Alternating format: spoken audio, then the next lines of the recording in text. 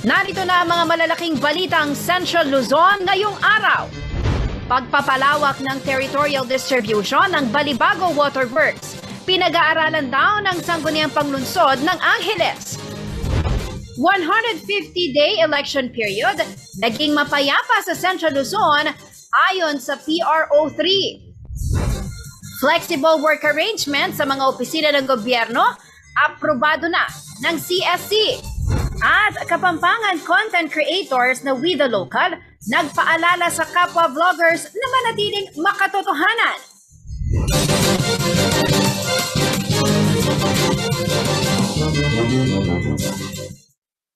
Magandang gabi ka rehiyon. Ako po si Jennifer Salenga. Oras na para sa mga maiinit na balitang Central Luzon.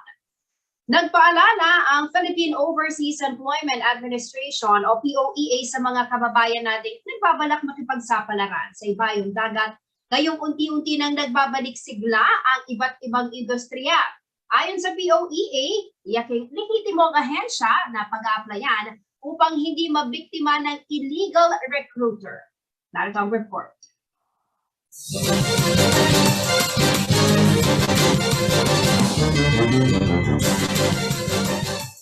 Ngayong patuloy ng pagganda ng COVID-19 situation sa maraming bansa, dumadami na muli ang mga naghahanap ng trabaho abroad.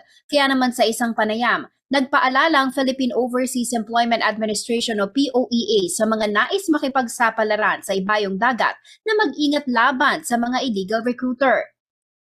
Ayon kay POEA Administrator Bernard Olalia, patuloy na nadadagdagan ang mga trabaho para sa mga OFW dahil sa pagbubukas na rin ng ekonomiya sa ibang bansa, kasabay ng unti-unting paghupa ng COVID-19 cases at pagluwag ng health protocols.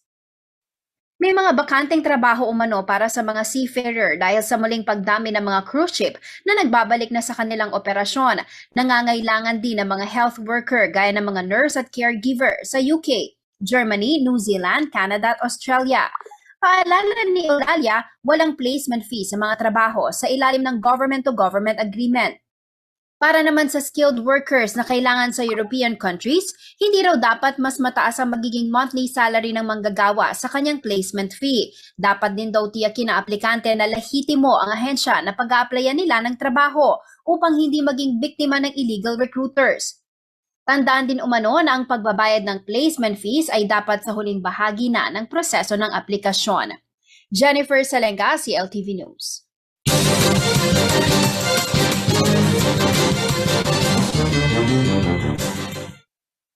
Inaprubahan na ng Civil Service Commission ang pagpapatupad ng flexible work arrangement sa mga tanggapan ng gobyerno simula sa ika-15 ng Hunyo. Bahagi po ang naturang polisiya sa transition mula sa state of public health emergency patungo sa new normal. Narito ang karagdagang detalye ng balita niya.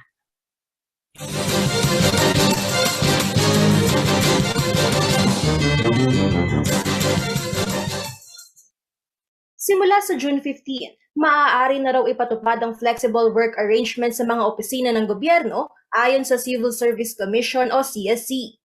Bahagi ito ng nationwide effort para sa transition mula sa state of public health emergency patungo sa new normal.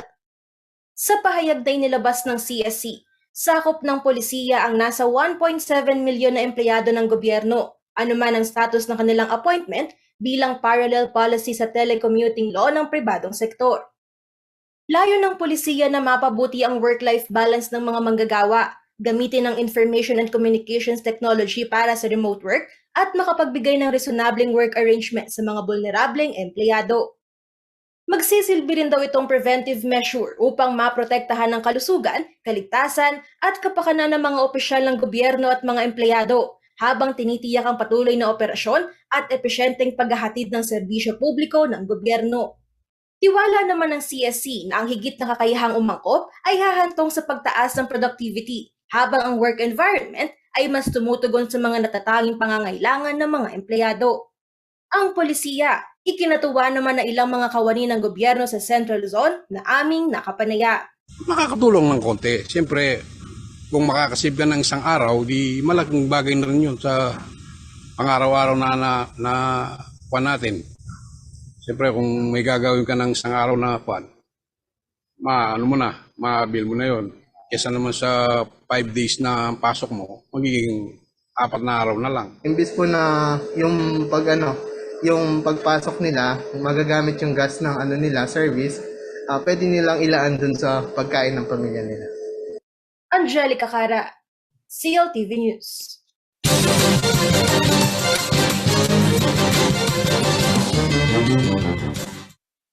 Balik na sa normal ang law enforcement ng kapulisan dito po sa gitnang Luzon kasunod ng pagtatapos ng 150-day election period.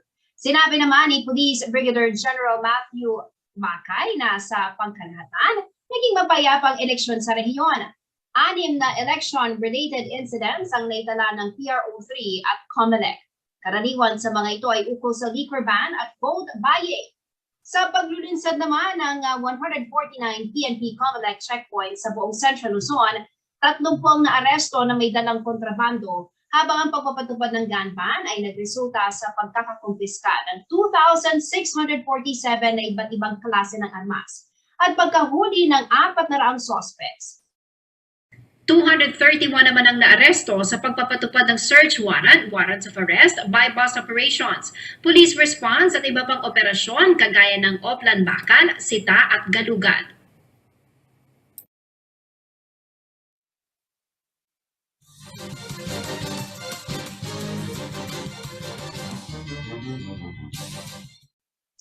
Sa pagbabalik ng CLTV News.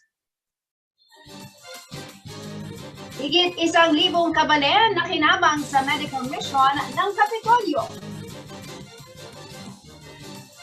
Posisyon ng gobyerno sa mungkahing suspindihin ang excise tax sa langis, walang pagbabago.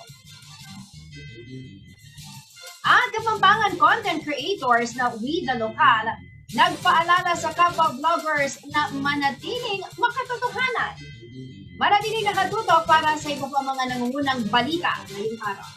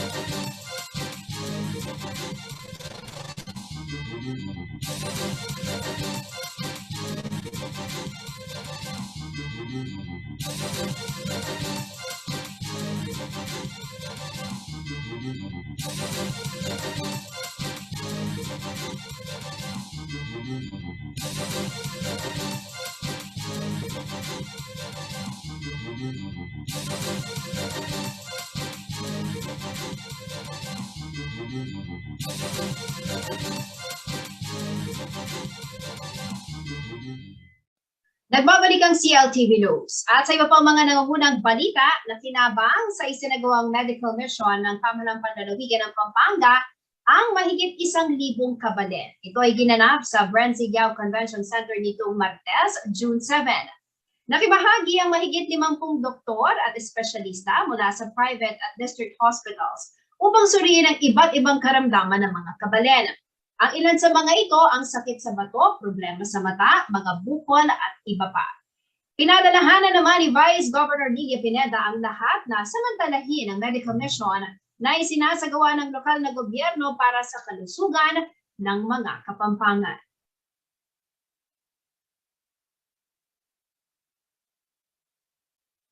Wala mo ng pagbabago sa posisyon ng Duterte administration ukol sa pagpapanatili ng excise tax sa langis sa kabila ng mungkahing suspendihin muna ito. Ang buwis daw kasi mula rito ay magagamit ng gobyerno bilang pondo sa iba't iba nitong programa. Gayunpaman, nasa administrasyon pa rin daw ni President-elect Ferdinand Marcos Jr. ang desisyon kung ito ay mananatili o hindi. Narito ang detalye ng balitang niya.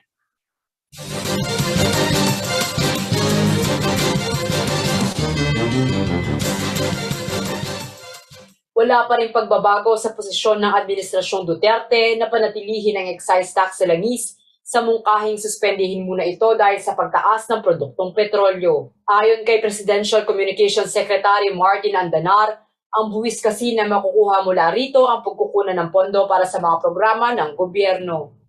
Hindi naman po nagbabago ang posisyon ng Pangulo noong Marso sa ngayon at sang-ayon sa economic team na huwag suspindihin ang excise fuel tax dahil ang kikitain dito ay na-budget na sa sweldo ng mga guro, sa build at iba pang programa ng ating pamahalaan. Dagdag pa ni Andanar, nasa incoming administration na raw ni President-elect Bongbong Marcos ang desisyon kung mananatili ang polisiya o hindi. Hayaan natin sa susunod na administrasyon ang desisyon tungkol sa panawagang ito. Naglalaro sa 70 pesos hanggang 80 pesos kada litro ang presyo ng langis. Samantala, sa survey na inilabas ng Social Weather Station o SWS nitong Martes, 12.2% o nasa tinatayang 3.1 pamilyang Pilipino ang nakaranas ng gutom sa unang quarter ng taong 2022. Mataas ito kumpara sa 11.8% na hunger rate noong huling quarter ng 2021. Ginawa ng SWS ang survey mula April 9 to 27, 2022. Paliwanag ni Andanar, maliban sa epekto ng pandemya, ang pagtaas na ito ay dulot din ng pagtaas ng presyo ng produktong petrolyo. Ayon kay Andanar, tumaas ang presyo ng langis sa pandaigdigang merkado dahil sa gyera sa pagitan ng Ukraine at Russia. At dahil sa patuloy na labanan, ilang mga bansa ang nagpatupad ng economic sanctions sa Russia kasama na rito ang pagputol sa gas pipelines. Sa kabila nito, binigyang diin din ni Andanar ang mga makabuluhang pagsisikap na ginawa ng Duterte administration upang matugunan ang problema sa kagutuman.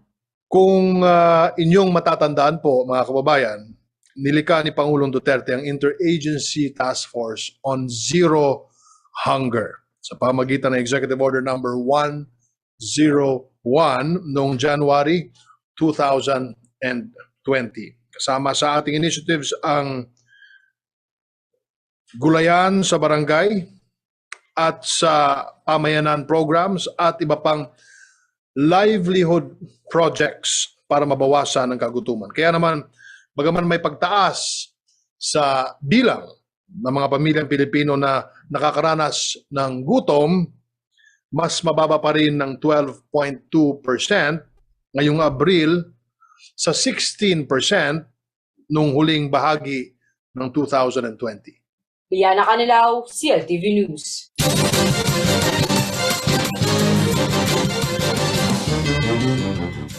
Handa mo nung muling magbigay ng impormasyon tungkol sa kulturang Kapampangan ang Vida Lokal, isa pong grupo ng kabataang vloggers sa Pampanga. Sa muling pagharap sa kamera matapos ang kanilang hiatus dahil sa pandemya, nagpaalala isa sa kanilang miyembro sa mga kapwa-vlogger na panatilihin ang katotohanan sa social media. Narito ang report.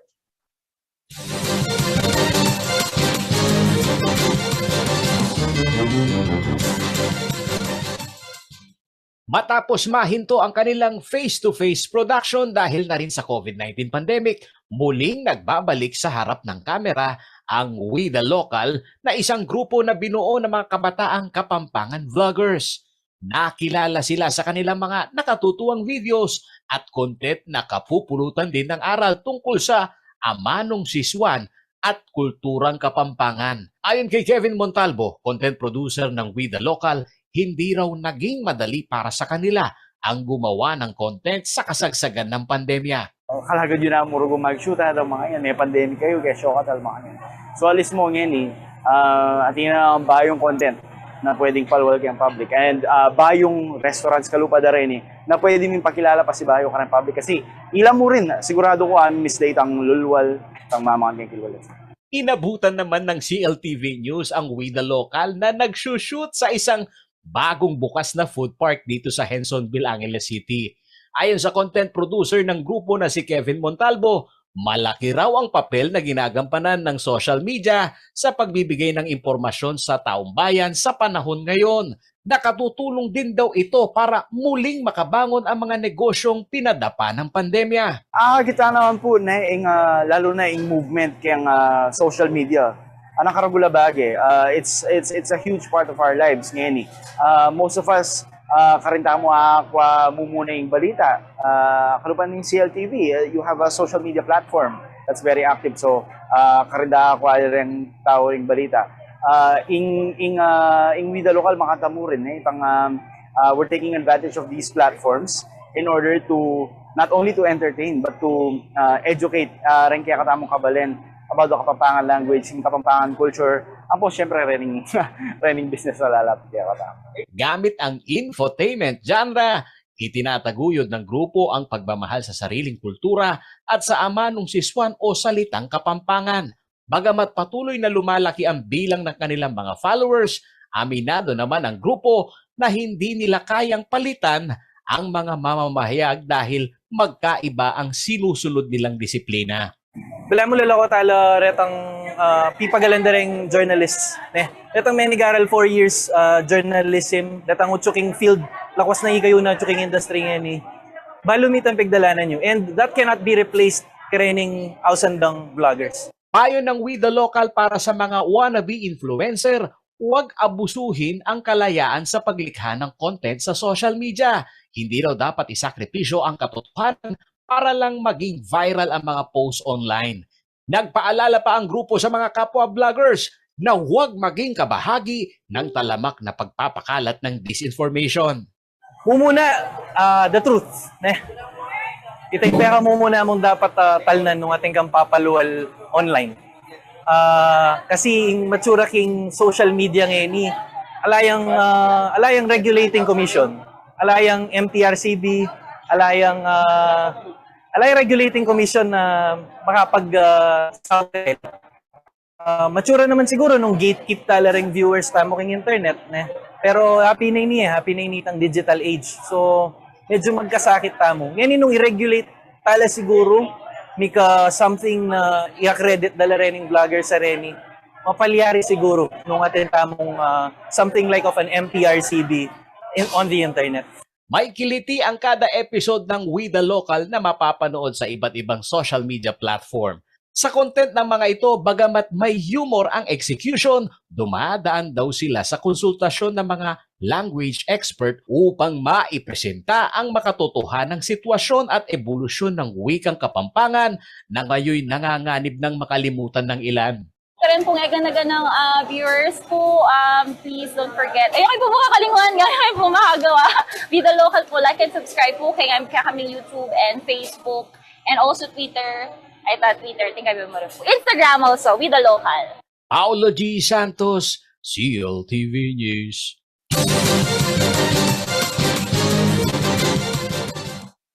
Sa pagbabalik ng CLTV News. Pagpapalawak ng territorial distribution ng Balibago Waterworks, pinag-aaralan daw ng sangguniang panglungsod ng Angeles. At Tarlac LGU at DPWH, pinasinaya ng isang bagong multi-purpose building sa Victoria. Manatiling nakatutok at magbabalik. CLTV News.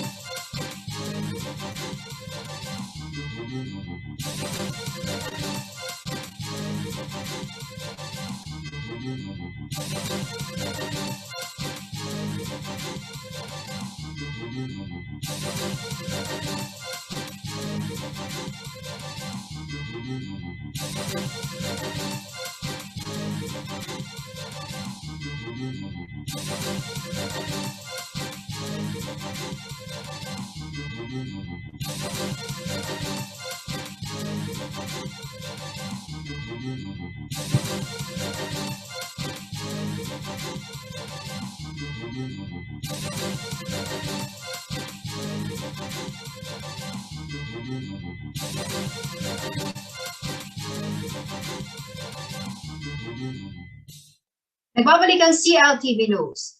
Posible raw palawakin pa ang territorial distribution ng Balibago Waterworks na nag-ooperate ngayon sa 10 barangay sa Angeles City. Itong pinag-aaralan umano ng Sangguniang Panglusod ng Angeles matapos ningin sa konseho ang problema sa distribution ng water supply sa syudad. Narito ang report.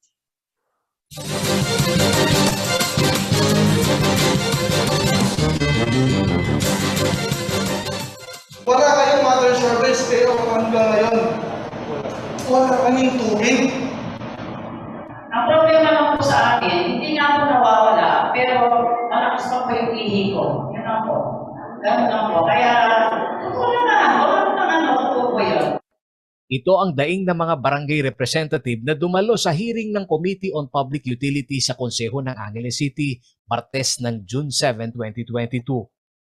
Paraan umano ito upang ilapit sa water concessionaire na Prime Water Angeles City Water District ang sumbong ng mga Angelenyo sa kanilang barangay leaders kaugnay ng mahina umanong supply ng tubig. You know, this should be proven by them para kailangan po nilang patunayan yun kasi madaling sabihin eh.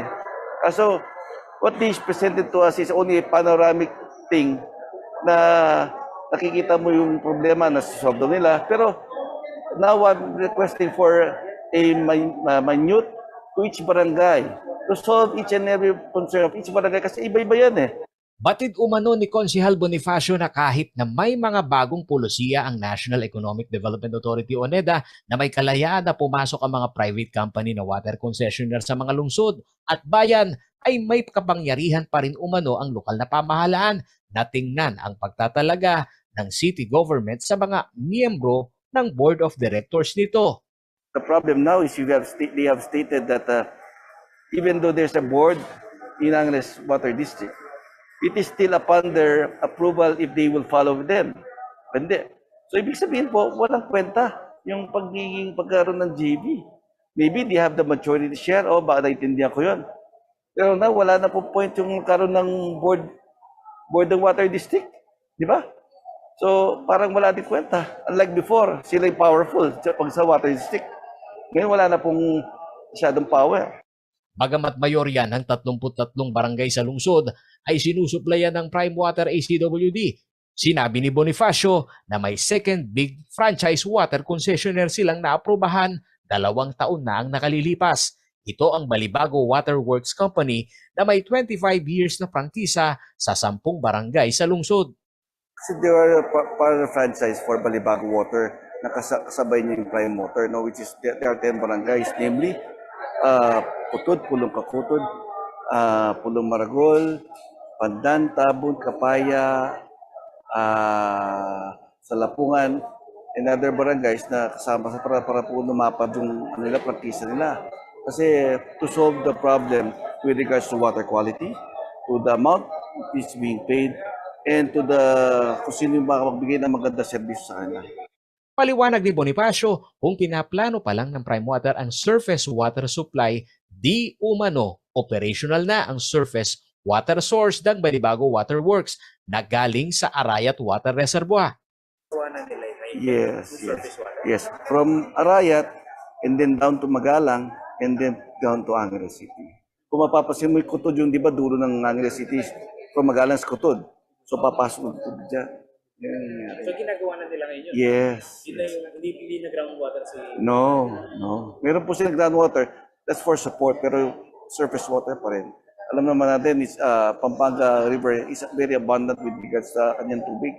Pinag-aaralan pa umano ng City Council ng Angeles ang potensyal ng Balibago Waterworks kung mag-e-extend ito ng territorial distribution sa lungsod.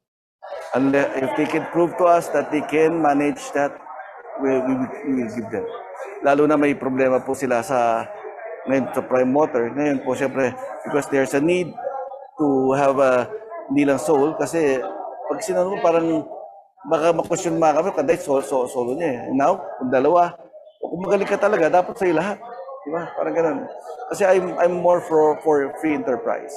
Samantala, sa panayam ng CLTV News sa Balibago Waterworks, wala pa umanong abiso ang city government sa usapin ng extension ng territorial distribution nito, lalo na sa mga lugar sa Angeles City na may problema sa distribution ng tubig.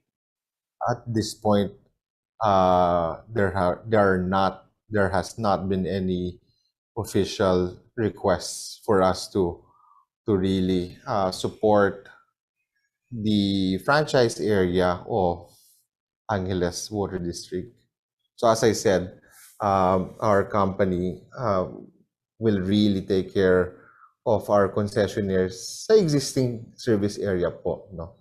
But definitely po, since ang affected area at this time is a part of the city, what we are doing is really also monitoring the situation. 20 ang deep well at 2 water treatment facility para sa surface water system ang investment umano ng Balibago Waterworks para suplayan ang Barangay Amsik, Balibago, Malabanyas, Pulong Maragul at Barangay Lacandula. We are heavily reliant on these 20 wells, but through the years, the company has also invested heavily in our research and development, in utilizing surface water. Privately owned ang Balibago Waterworks Company at wala umanong appointee sa mga board of director nito ng syudad. Bukod sa Angeles City, ay may prangkisa rin umano ito sa ibang bahagi ng bansa na may kapasidad na pangasiwaan ang malaking demand ng supply ng tubig. Paolo G. Santos, CLTV News.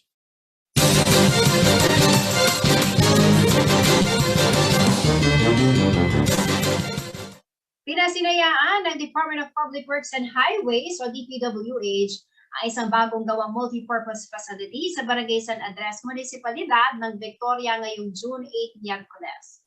Nakasama ng kagawaran ay ilang mga opisyal ng Tarlac sa pangunguna ni Governor Susan Yap at Victoria Mayor Christian Yap. Nasa inaugurasyon din sina Highways Tarlac 1st District Engineer Neil Parana at Vice Mayor Rex Agustin.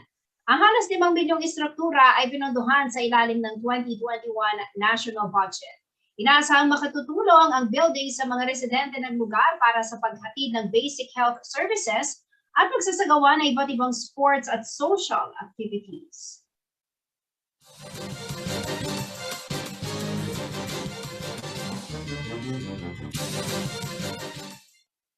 Sa pagbabalik ng CLTV News. Supermajority inaasahan daw sa pagbubukas ng ika-19 na sangguniang panglungsod sa Angeles City. Manatiling nakatutok at magbabalik ang CLTV.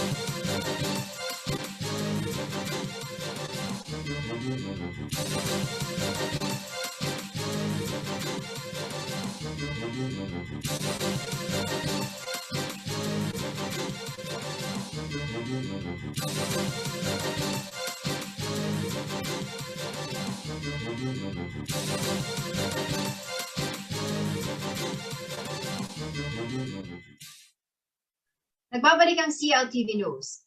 Kaya kung may supermajority sa pagbubukas ng ika-19 na sangguniang panglungsod sa Angeles City, kasunod ng pagkapanalo ng mayorya sa Team Puso o mga kaalyadong konsehal ni re-elected Mayor Carmelo Nazatin Jr. Pero pagtitiyak na ilang last termer na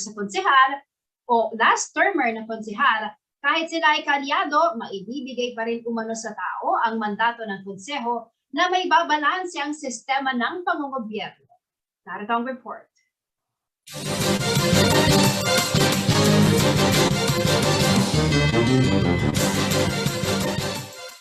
Wala ni isa sa itinaguyod ng bagong muka ng politika ng Angeles City o ang Bayong Angeles Movement ang pumasok sa 19th Sangguniang Panlunsod, habang 3 lamang na independent candidates ang nakapasok, ang kapitan ng Barangay Mining na si Councilor-elect Chris Cortez at ang nagbabalik na sina Councilor-elect Alex Injongco at Councilor-elect Edu Pamintuan. Habang re-elected naman ang mga veteranong konsehal ng Team Puso na sina Atty. Pog Soler, JC Parker Aguas, Dan Lacson, Jay Sagil, Kap Niknok Banyola, Dr. Alfie Bonifacio at Raco Paulo del Rosario. Sa senaryong ito, tinanong ng CLTV News Team kung sino ang titindig na minority ngayon sa konseho. Sagot ni Councilor Doc Alfie Bonifacio.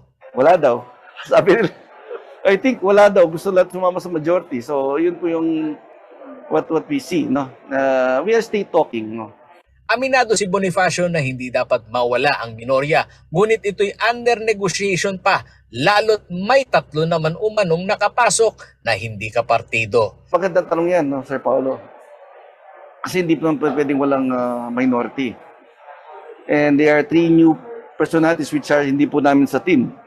So, kung ganun mangyari, we will cross the bridge when we get there. I will update you with regards to whatever actions the majority of the city council will be having with yung concern nyo yun. Pagdating sa leadership ng komite, magiging malinaw pa raw ito sa pagbubukas ng konseho sa darating na buwan ng Hulyo. Habang sa panayam kay Councilor-elect Cap Chris Cortez, target din umano niyang maipasama sa mayorya. At ang realidad naman anya nito ay maninindigan pa rin siya bilang konsehal na pupuna kung may kapuna-puna sa mga ipinapanukala. No sakali, kaya ang minority group, no nga man minority group ne. Pero sabi ko kaya kayo, ang diyan nga chuko kay mayorya, nung nga naman gusto itang gagawan, i-voice out ko nung nanoy itang masanting karamihan. Transport at Environment Committee umano ang target ni Councilor Chris Cortez, ngunit hindi siya kumpiyansa kung kanyang makukuha ito, lalo't may maugong na umanong mga pangalan na inaasam ang chairmanship ng naturang komite. Actually, kukuhanan kong committee sana, environment. Ang popang transportation. Bakit? O nang duda ko. Kasi, kaya tapin ken transpopin, kanya katagulay issue yung kaya yung transpo ngayon ni Karentoda. Bisa ako maglibutad ken even though sa biyandang masalimuti. Kaya ba't keng environment at inang batas kitang Republic Act 9003 pero yung kailangan kayo ni political will Ayon kay Cortez, handa siyang makiisa sa magiging executive legislative agenda ng Team Puso. Anya sa mga katulad nilang bagong mukha sa konseho, ang may karanasan na opisyal gaya nilang nagsimula sa barangay level bilang chief executive at legislative ay kayang makipagsabayang, makipagdialogo sa tinitindigang legislature body ng lokal na pamahalang panlunsod. Paolo G. Santos, CLTV News.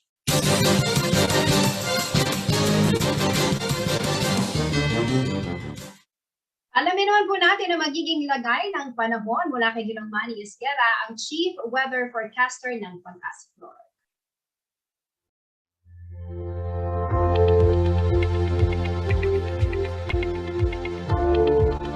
Narito po magiging taya ng panahon sa susunod na 24 oras. Range of high pressure area po nakakaapekto ngayon dito sa may eastern section ng Luzon.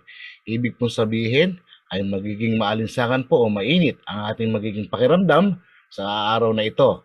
Wala po tayong binabantayang low pressure area, kaya ang bibigay lamang po sa atin ng mga pagulan ay ang localized thunderstorm. Kaya naman po ang Metro Manila at nalalabing bahagi pa ng bansa, kasama na po dito ang Pampanga, ay magiging bahagya hanggang sa kuminsan ay magiging maulap din po ang papawirin. Meron po tayong inaasahang mga isolated rain showers at thunderstorm.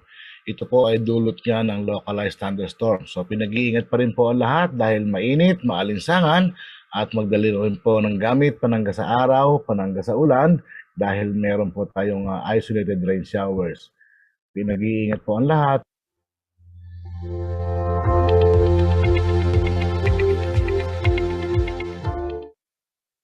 At yan ang mga balitang nakalat ng CLTV News. Para po sa karagdagang detalye, maaari niyong i-follow ang aming social media pages, Facebook at CLTV36 Official and at CLTV36 News, Twitter at CLTV36, Instagram at CLTV36 Official. Kung nais niyong balikan ang mga programa ng CLTV, pwede niyong bisitahin ang aming YouTube channel at CLTV36 Official at ang aming website www.cltv36.tv. Mapapanood din ang mga programa ng CLTV nationwide via Signal Channel 115 at sa ating pong 39 cable partners. Kasama buong pwersa ng CLTV News and Current Affairs, ako po si Jennifer Sanenga. Maraming salamat po.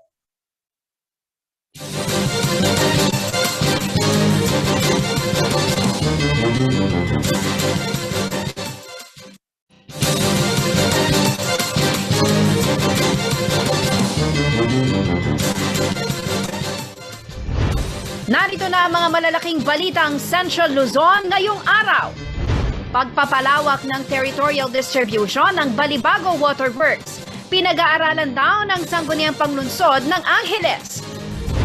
150-day election period, naging mapayapa sa Central Luzon ayon sa PRO3.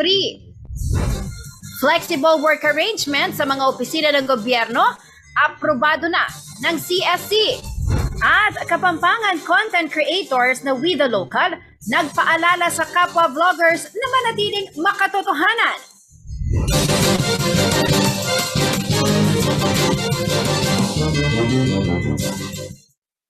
Magandang gabi ka rehiyon. Ako po si Jennifer Salenga. Oras na para sa mga maiinit na balitang Central Luzon. Nagpaalala ang Philippine Overseas Employment Administration o POEA sa mga kababayan natin nagbabalak makipagsapalaran sa ibayong dagat ngayong unti-unti nang nagbabalik sigla ang iba't ibang industriya. Ayon sa POEA, iyaking lehitimong ahensya na pag-aaplayan upang hindi mabiktima ng illegal recruiter. Narito ang report.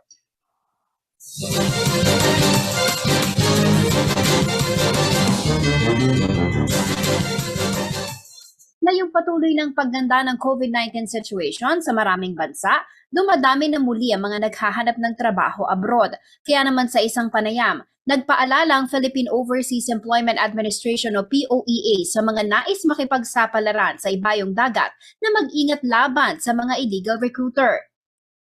Ayon kay POEA Administrator Bernard Olalia, patuloy na nadadagdagan ang mga trabaho para sa mga OFW dahil sa pagbubukas na rin ng ekonomiya sa ibang bansa, kasabay ng unti-unting paghupa ng COVID-19 cases at pagluwag ng health protocols. May mga bakanteng trabaho umano para sa mga seafarer dahil sa muling pagdami ng mga cruise ship na nagbabalik na sa kanilang operasyon.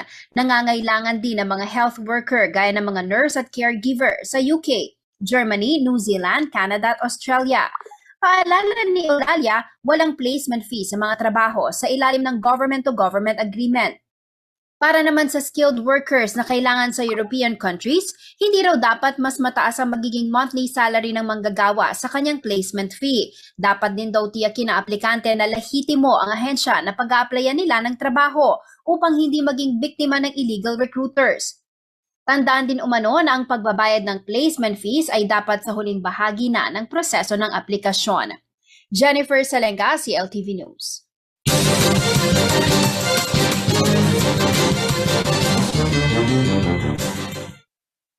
Inaprubahan na ng Civil Service Commission ang pagpapatupad ng flexible work arrangement sa mga tanggapan ng gobyerno simula sa 15 ng Hunyo. Bahagi po ang naturang polisiya sa transition mula sa state of public health emergency patungo sa new normal. Narito ang karagdagang detalye ng balita niya.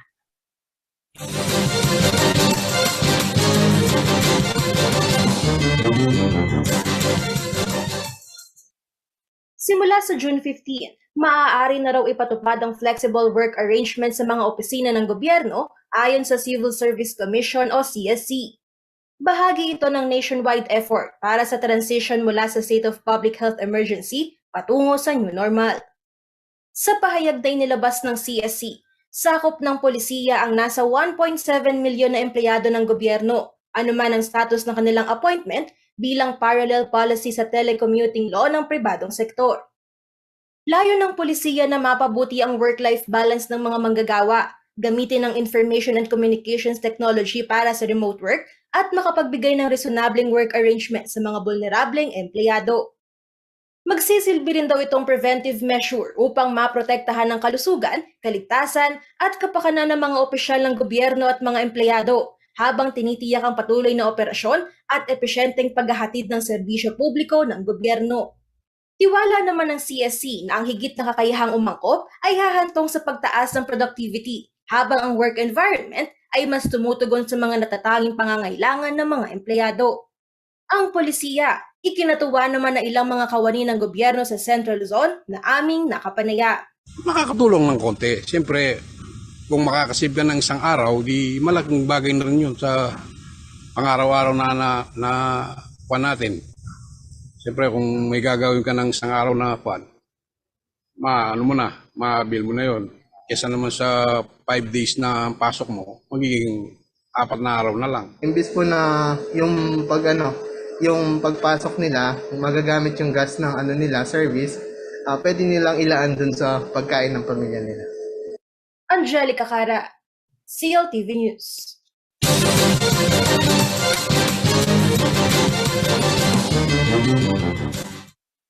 Balik na sa normal ang law enforcement ng kapulisan dito po sa gitnang Luzon kasunod ng pagtatapos ng 150-day election period.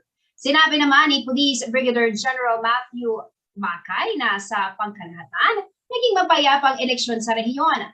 6 na election-related incidents ang naitala ng PRO3 at COMELEC. Karaniwan sa mga ito ay ukol sa liquor ban at vote buying.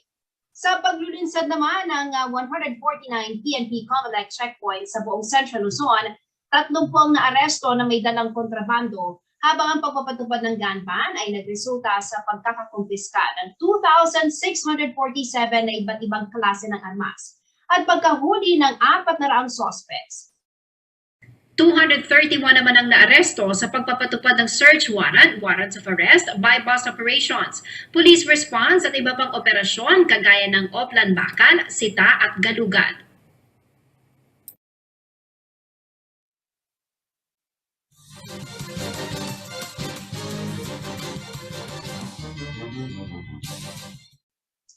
Sa pagbabalik ng CLTV News. Higit 1,000 kabalen na kinabang sa medical mission ng Kapitolyo. Posisyon ng gobyerno sa mungkahing suspindihin ang excise tax sa langis, walang pagbabago. Ang Kapampangan content creators na We The Local nagpaalala sa kapwa vloggers na manatiling makatotohanan. Manatiling nakatutok para sa iba pa mga nangungunang balita ngayong araw.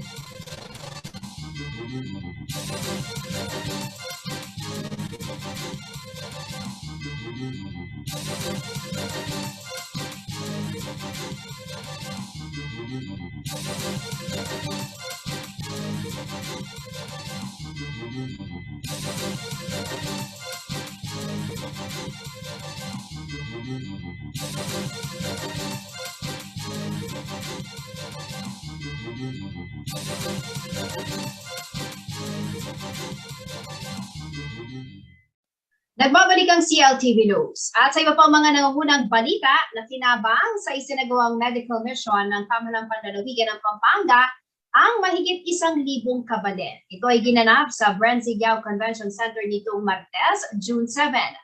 Nakibahagi ang mahigit 50 doktor at espesyalista mula sa private at district hospitals upang suriin ang iba't ibang karamdaman ng mga kabalen. Ang ilan sa mga ito ang sakit sa bato, problema sa mata, mga bukol at iba pa. Pinalalahanan naman ni Vice Governor Nidia Pineda ang lahat na samantalahin ang medical mission na isinasagawa ng lokal na gobyerno para sa kalusugan ng mga Kapampangan.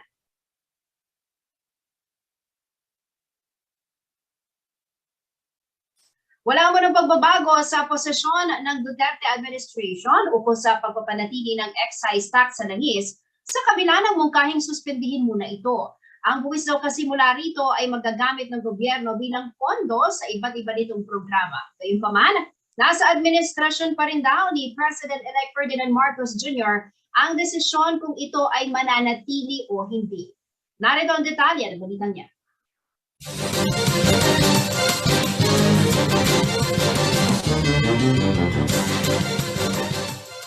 Wala pa rin pagbabago sa posisyon ng Administrasyong Duterte na panatilihin ang excise tax sa langis sa mungkahing suspendihin muna ito dahil sa pagtaas ng produktong petrolyo. Ayon kay Presidential Communications Secretary Martin Andanar, ang buwis kasi na makukuha mula rito ang pagkukunan ng pondo para sa mga programa ng gobyerno.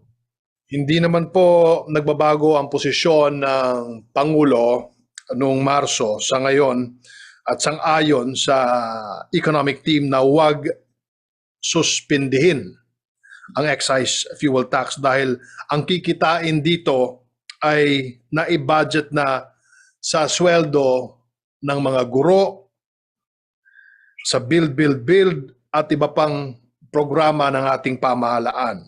Dagdag pa ni Andanar, nasa incoming administration na raw ni President-elect Bongbong Marcos ang desisyon kung mananatili ang polisiya o hindi. Hayaan natin sa susunod na administrasyon ang desisyon tungkol sa panawagang ito.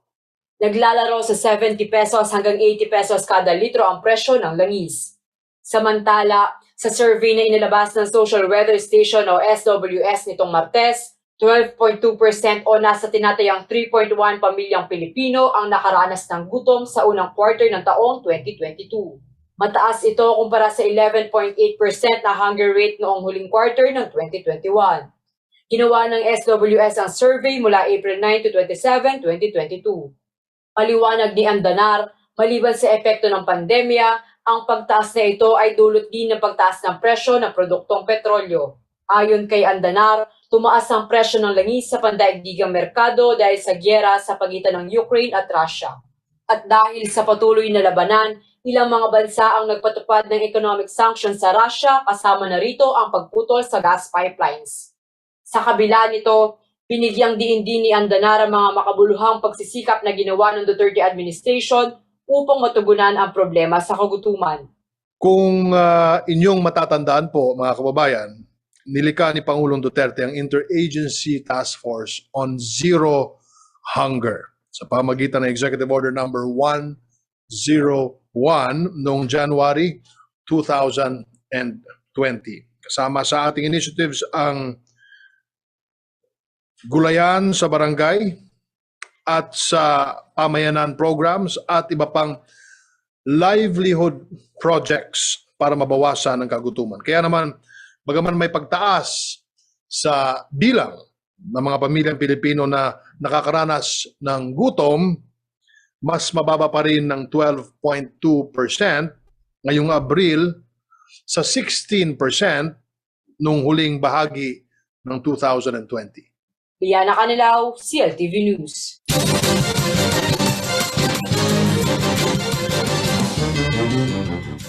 Handa mo nang muling magbigay ng impormasyon tungkol sa kulturang Kapampangan ang Vida Lokal, isa pong grupo ng kabataang vloggers sa Pampanga.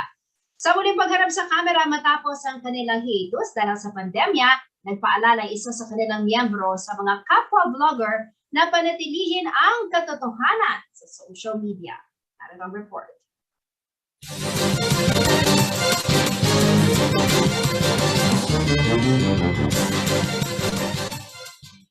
Matapos mahinto ang kanilang face-to-face production dahil na rin sa COVID-19 pandemic, muling nagbabalik sa harap ng kamera ang We The Local na isang grupo na binuo ng mga kabataang Kapampangan vloggers. Nakilala sila sa kanilang mga nakatutuwang videos at content na kapupulutan din ng aral tungkol sa Amanong Siswan at kulturang Kapampangan. Ayon kay Kevin Montalvo, content producer ng We The Local, hindi raw naging madali para sa kanila ang gumawa ng content sa kasagsagan ng pandemya. Kalagad yun na muro mag-shoot daw mga yan. May pandemic kayo, kaya show katal mga yan.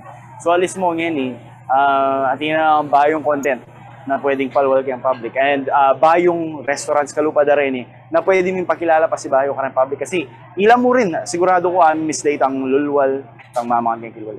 Inabutan naman ng CLTV News ang We The Local na nagsushoot sa isang bagong bukas na food park dito sa Hensonville, Angeles City.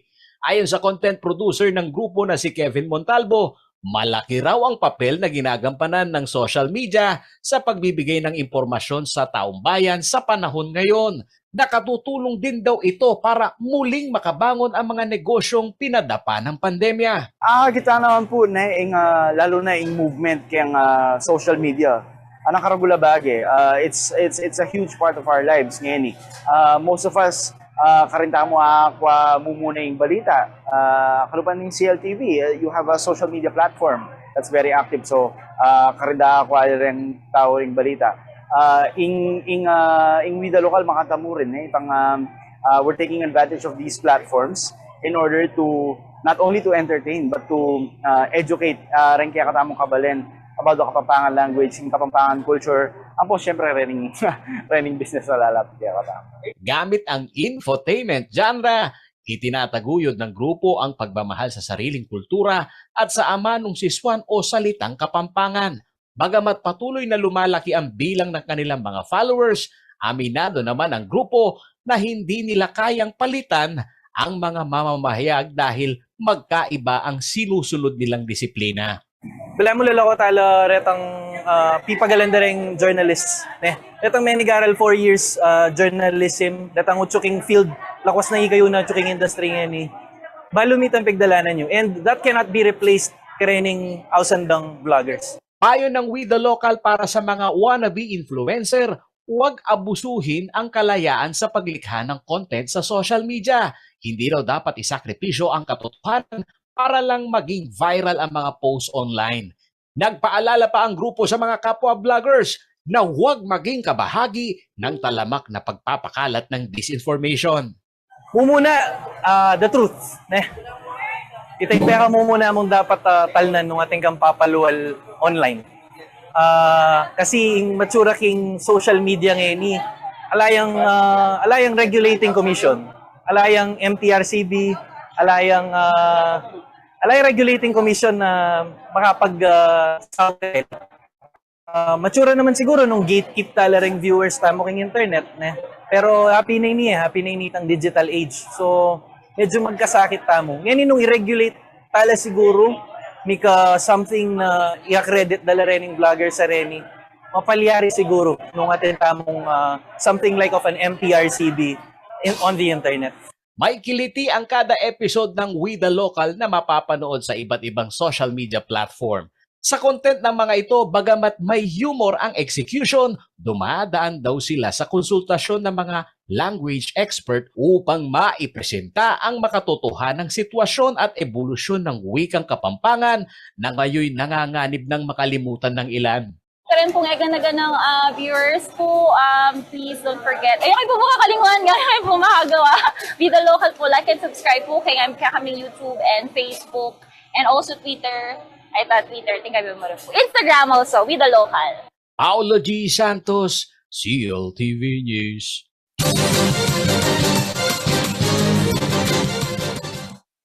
Sa pagbabalik ng CLTV News. Pagpapalawak ng territorial distribution ng Balibago Waterworks, pinag-aaralan daw ng sangguniang panglungsod ng Angeles. At Tarlac LGU at DPWH, pinasinaya ng isang bagong multi-purpose building sa Victoria. Manatiling nakatutok at magbabalik, CLTV News.